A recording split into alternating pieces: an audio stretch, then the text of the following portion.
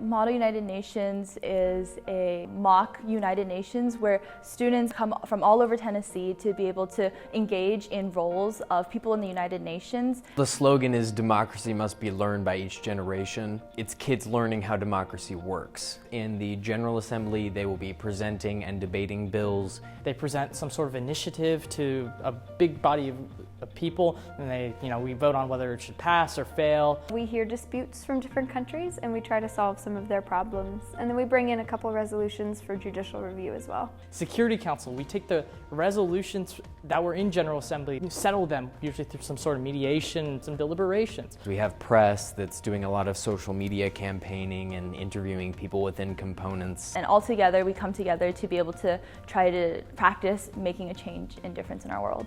It matters because it's your future, and you're teaching future generations how to raise their voices. When you're younger, you think being in charge means being in charge and telling people what to do. But as I've become an officer, I've learned you're supposed to help them, you're supposed to serve them, and not the other way around. When you collaborate and you try to solve such a huge issue with so many people, you can't just make it about you talking. You also have to be able to listen to differing opinions and understand that you're broadening your perspective. Before I came into this, I was oblivious. I really didn't know what a Republican was, what a Democrat was. I mean, maybe I could attribute that to candidates, but I couldn't tell you what they believed in. But now I can, go on about that. And isn't educated voter what we want?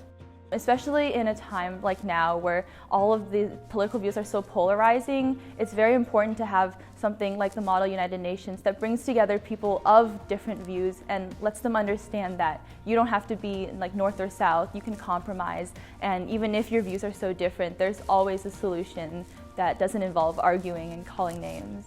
I'm very hopeful because my generation is aware of the issues and wants to do something about them.